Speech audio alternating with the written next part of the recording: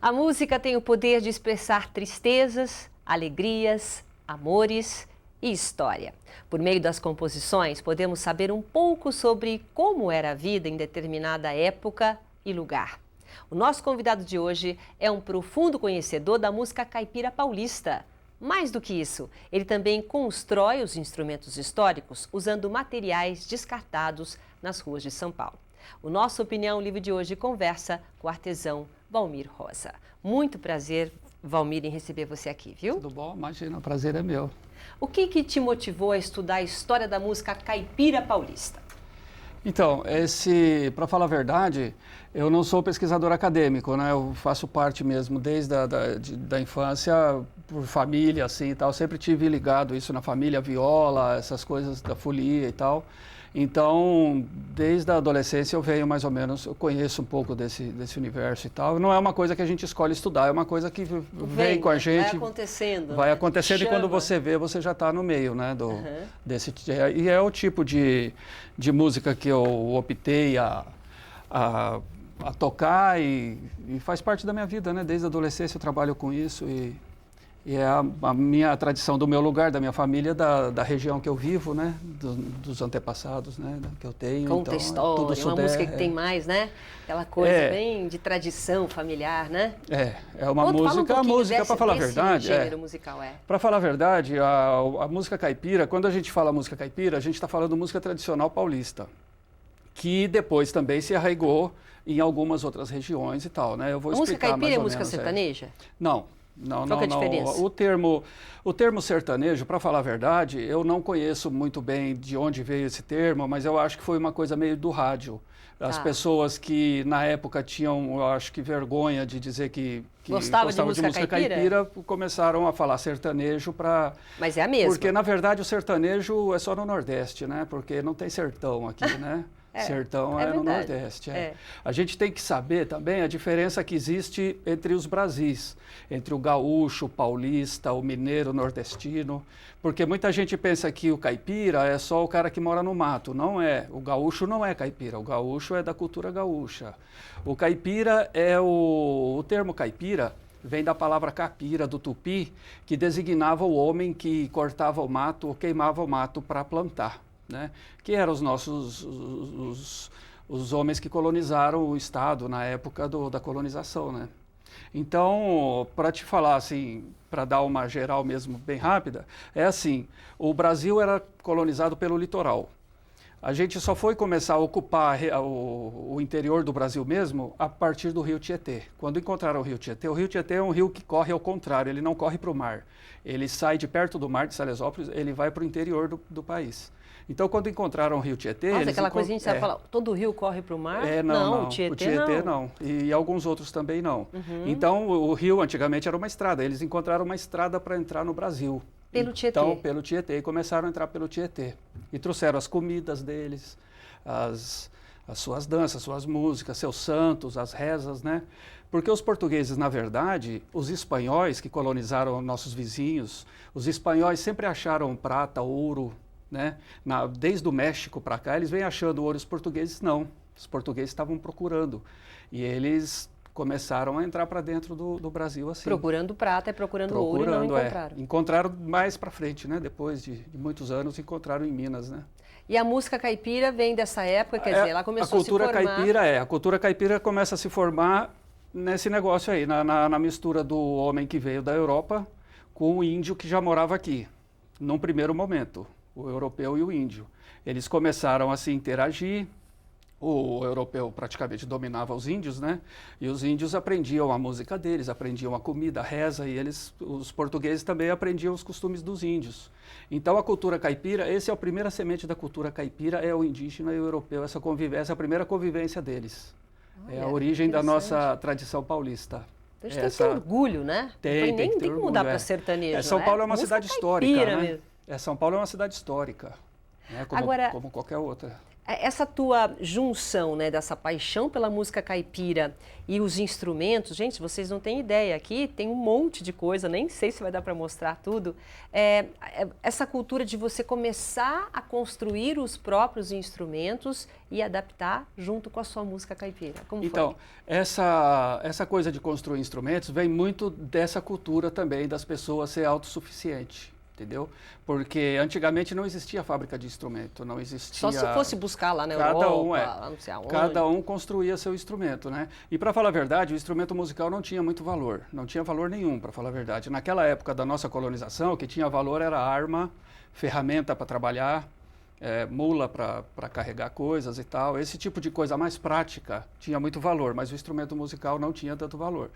Cada um construía seu instrumento, desde a Idade Média, assim, eu acho que desde que o homem é homem, o próprio homem constrói seu instrumento musical. Só depois da Revolução Industrial é que nós começamos a planificar os instrumentos e a padronizá-los e fazer uma padronização praticamente quase mundial dos instrumentos, né? Então, e você começou quando?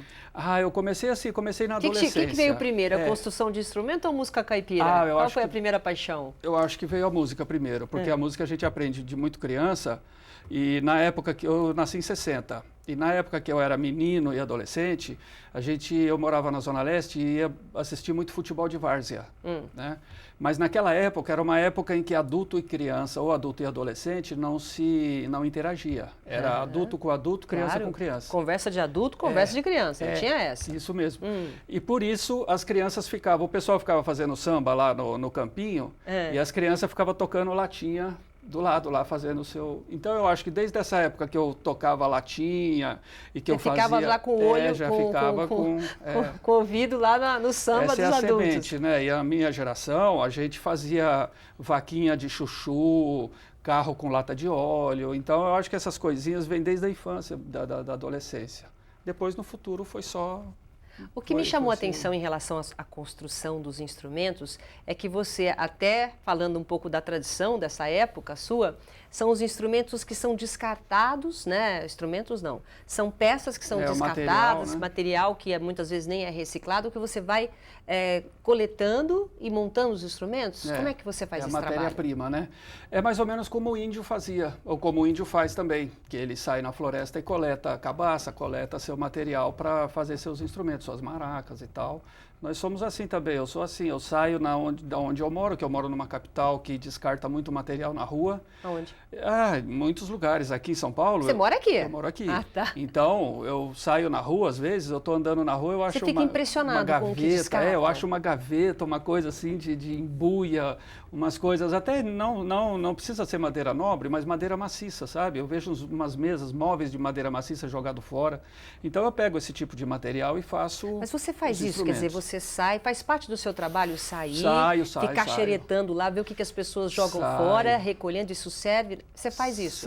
Saio. Até hoje? Até hoje. Antigamente, eu morava no Bom Retiro, eu ia muito lá no Anhembi, porque eles descartavam aquelas feiras, né? Era uma feira atrás da outra no Anhembi, uma feira atrás da outra. Aí a gente ia lá atrás, eles jogavam aquele monte de madeira lá fora, eu ia lá e buscava, pegava tudo. Eu vou no mercado, na zona cerealista, né? Pego caixinhas de bacalhau, essas coisas assim, até hoje eu faço isso. Mas isso não é uma opção minha, isso é uma coisa que o povo sempre fez. Entendeu? Esse tipo de instrumento folclórico, coisa de grupos de congada, grupos de folclore popular, assim, coisa assim, esse pessoal sempre fez com material disponível e barato que tem perto de si. E o instrumento vai nascendo dessa junção. Não é que pega uma foto, não. Vamos procurar alguma coisa para ficar desse jeito. Não. O instrumento vai nascendo. A gente está mostrando algumas fotos durante a entrevista. Claro. Essa daqui são de material reciclado, mas são instrumentos diferentes. Você pode falar isso aqui, por exemplo, é uma rabeca com o modelo medieval, e se você reparar, ela ainda tem o carimbo do importador do bacalhau na sua tampa. que era? Era uma caixa? Ali era uma caixa de bacalhau, lá do Mercadão, que eu peguei. Eu frequento muito legal, o Mercadão, né? A Rua Santa Rosa, né? E você leva lá depois do Mercadão? Olha só aquela caixa que você jogou, como é que ficou? Não, eu já levei já, mas não levo mais. Agora eu não levo mais, mas eu já levei já. O pessoal, tem gente que me conhece lá na Rua Santa Rosa, naqueles lugares assim, pelas caixas de vinho, essas coisas que eles me dão, às vezes, de vez em quando eu compro também. Já sabem que eu uso, né? E o som, para dar o som também? O som é maravilhoso, o som é muito bom. Você tem aqui, você trouxe alguns, você tem uma rabeca. Tenho, essa rabeca, por exemplo, está aqui. Eu vou mostrar ela, então. Vamos mostrar então. Pega a rabeca para a gente ver o som dessa rabeca. Essa rabeca é o seguinte. Isso pode explicar. Essa rabeca, o modelo dela é um modelo medieval. É um tipo de rabeca que nós achamos na Idade Média, eles usavam muito. No século XII, na Espanha, a gente fazia muito desse tipo de rabeca aqui. A gente não, eles faziam, né? E o som dela é mais ou menos esse aqui. Eu vou mostrar o timbre dela para vocês. Aí vocês...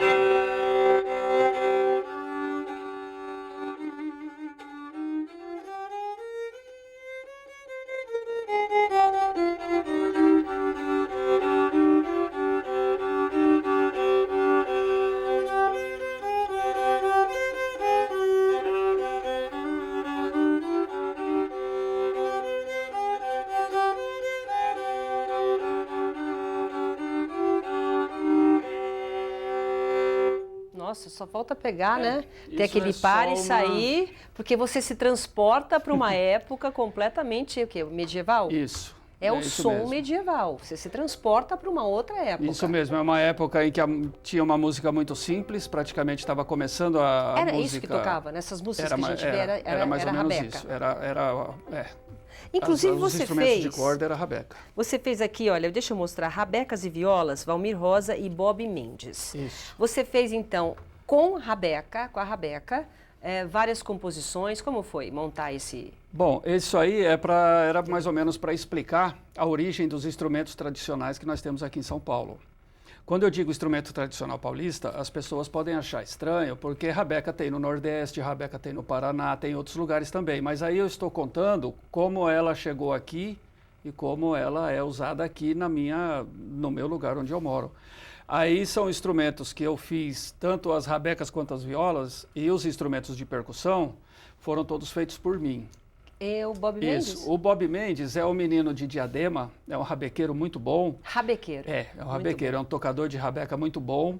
E eu chamei ele para fazer esse trabalho comigo, porque tanto por a gente ter uma afinidade musical muito, assim, que dá muito certo, como pelo fato dele ser um rabequeiro que pegou as raízes mesmo da música paulista. Ele entende um pouco, ele entende bem do que é a música paulista, mais ou menos. O que tem que ter? Quer dizer, se esse rapaz, o Bob, conseguiu passar para você, o que ele tem de diferente quando você diz ele pegou a essência da música paulista? Então, é o seguinte, é porque a cabeça dele, quando pegou a cabeça dele estava vazia de rabeca. Ele não tinha muita influência de outros estilos de rabeca que a gente tem no disco ou no rádio ou na televisão. Ele não tinha muita influência, muita coisa de rabeca. Quando ele pegou a rabeca, ele já começou a tocar logo valsinha e os cururus, as coisas mais de São Paulo mesmo. Porque a gente começou a interagir muito um com o outro e tal, e ele se apaixonou logo pelo som da viola, pelo tipo de música tradicional daqui. Então ele não veio assim de outro estilo. Ele já começou na rabeca nesse estilo e está caminhando o caminho dele. A gente tem caminhos separados assim, mas a gente se junta muito para fazer isso. E a gente vai nas escolas, né? E faz palestra, assim, toca, mostra um monte de instrumento para o pessoal, explica a origem das coisas, tudo, junto com ele. Muito bem. Olha, eu vou fazer um rápido intervalo comercial, daqui a pouco eu continuo, tá bom? Sai daí, até já.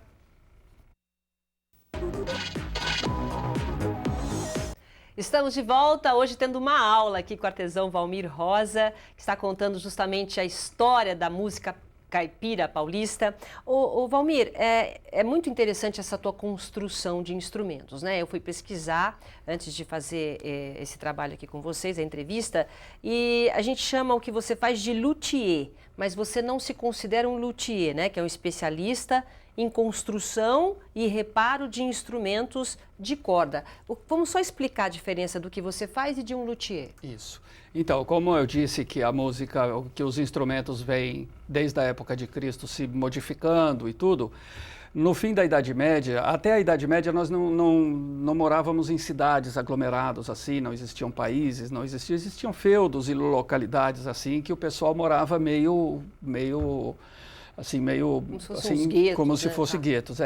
Agora, quando terminou a Idade Média e começou a Renascença, a música mudou, o povo mudou, a organização política do mundo começou a mudar.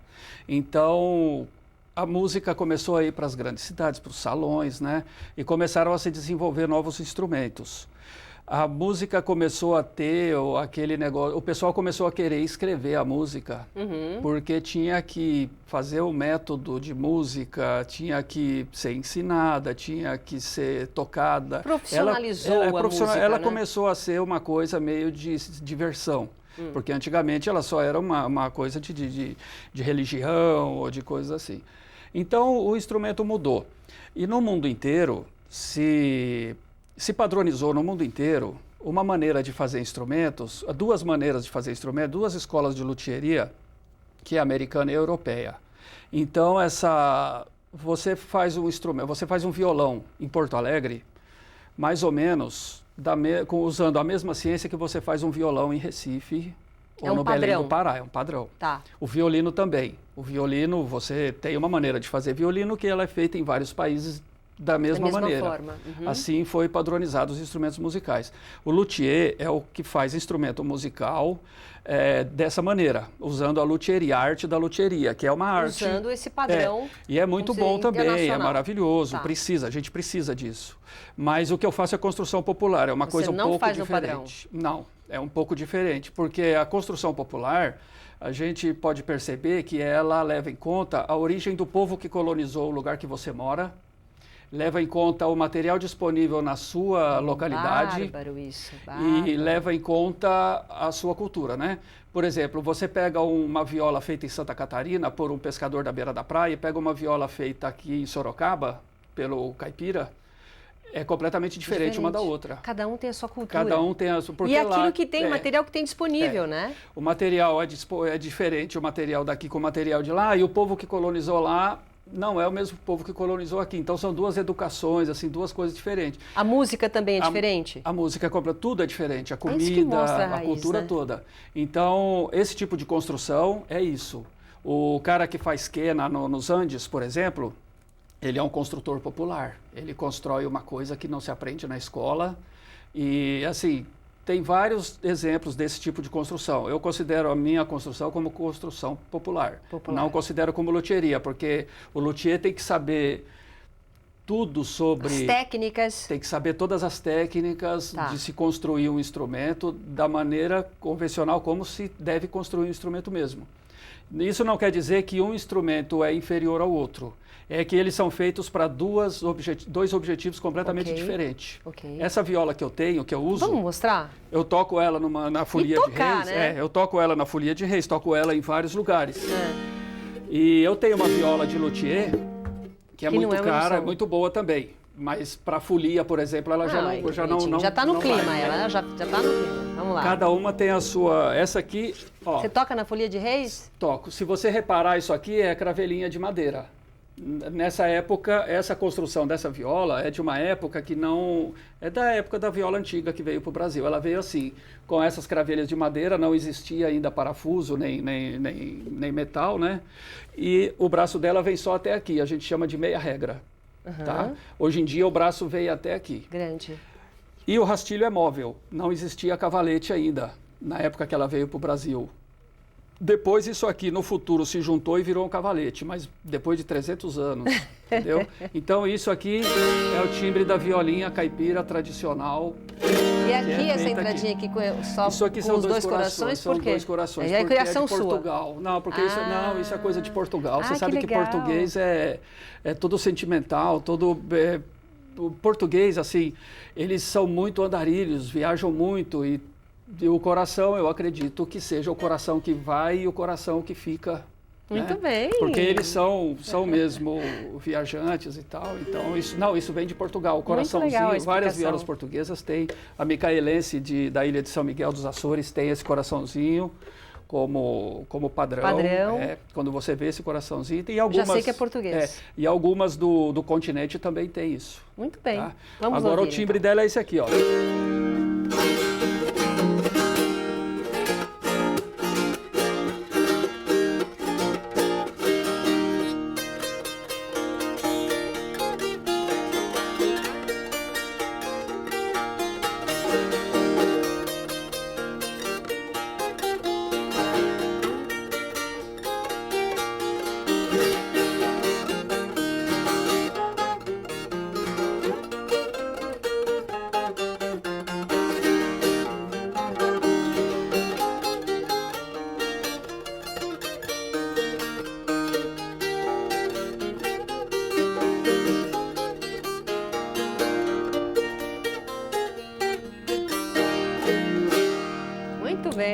Essa é a violinha caipira, tradicional, caboclinha mesmo. Muito bem. E me fala uma coisa, tem mais algum para você mostrar? Que eu queria que você mostrasse aí. Qual que é o outro que tem instrumentos? É o seguinte, essa rabeca aqui é muito interessante também, que é a rabeca de cabaça. Porque muitos utensílios, a gente faz utensílios de cabaça. A cabaça é um fruto que tinha no Saara, né, no norte da África. Isso é uma fruta? É, da família da abóbora. Ah, que interessante. É ela que a gente usa para guardar água, usa para fazer cuia, para pegar farinha, para fazer várias coisas. Isso é muito usado no Nordeste, esse tipo de cabaça.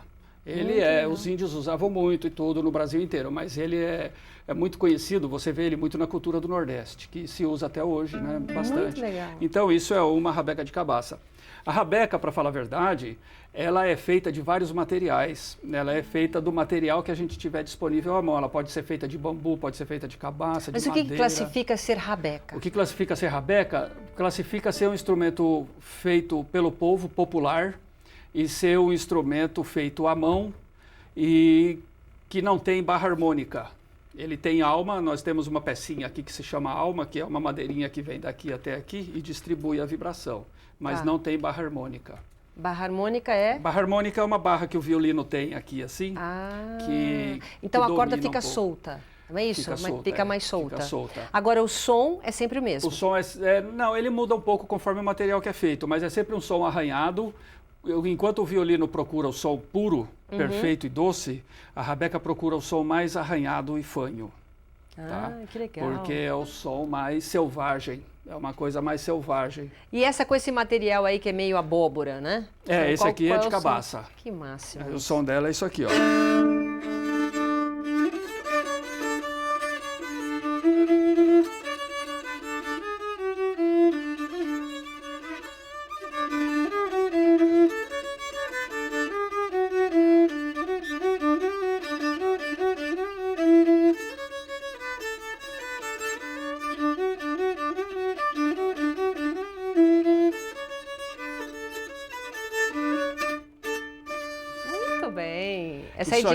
É muito legal. Isso aqui é o seguinte, são toques muito simples que para nossa educação musical parece muito simples, mas a gente usa ela muito no folclore. O que mais que você trouxe aí? Vamos ver. Olha que diferente, é de feito do que esse? Esse aqui é uma caixa de charuto. Valmir, que massa! Uma caixa de charuto cubana. E para falar a verdade, essa maneira de fazer instrumento com caixa de charuto não é uma coisa que eu inventei. Isso aqui é uma coisa que se faz muito nos Estados Unidos, naquele estado, eu acho que em Nova Orleans, onde os negros se estabeleceram mais. E eles fazem guitarra, fazem contrabaixo, violino, tudo de caixa de charuto. Eles chamam de cigar box. É uma caixa de madeira, uma caixa de madeira. E por falar nisso, que a gente está falando em Nova Orleans, vamos terminar aquela coisa da cultura paulista, do europeu e do índio, que é o seguinte, foi a primeira semente que teve na nossa música e no nosso negócio, né? Mas teve o negro também que veio por último, depois. Porque enquanto já havia escravidão no Nordeste, no Pernambuco, na Bahia, ainda não tinha nada aqui. Aqui era um território meio... São Paulo. Então, o primeiro ciclo, que foi o ciclo da cana-de-açúcar, depois acharam ouro em Minas e teve a escravidão em Minas também. Aqui em São Paulo só veio ter no final, que é a época do café. Tá. Foi o último ciclo que teve, foi do café. E o lugar que nós temos mais quilombos no Brasil inteiro é no estado de São Paulo. Aqui tem muito quilombo, tá. na beira da praia, no litoral, né? E o maior violeiro que existiu aqui no Brasil era o negro, né? O Tião Carreiro.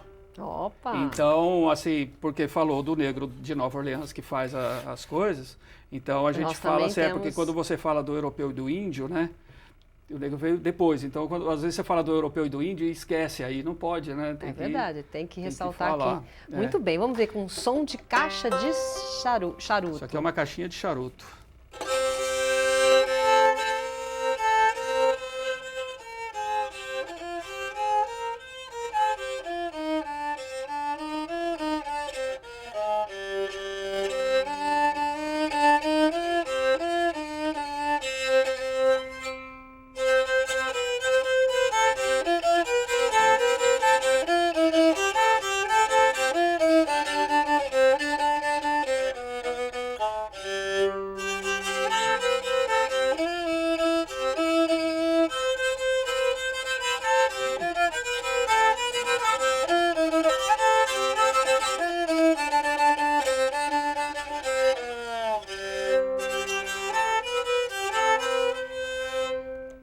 Bem, é a rabeca de caixa de charuto. Olha, a gente usa muito ela. Infelizmente também. A gente tem o quê? Mas estamos terminando, um minutinho, está o serviço na tela. Parabéns, que aqui está toda a sua história aqui, rabecas CD, e violas. Vamos mostrar aqui mais uma vez.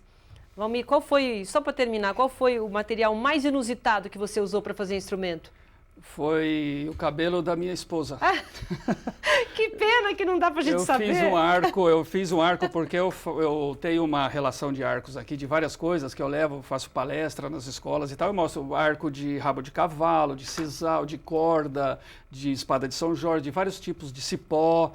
E faz-se também de cabelo humano, porque antigamente fazia-se muito isso, né? Muito bem. Com cabelo humano. Fazia-se arco de rabeca também. Meu Deus. E a rabeca, eu queria dizer assim, rápido, que na América Latina toda tem rabeca. Tem no Peru, na Bolívia, na Argentina, todos esses. Olha, foi um prazer. Imagina, obrigado eu de você. Obrigada por ter vindo aqui, sobre isso, sobre a rabeca. O nosso Opinião Livre de hoje fica por aqui. Obrigado pela sua companhia. Até a próxima. Tchau.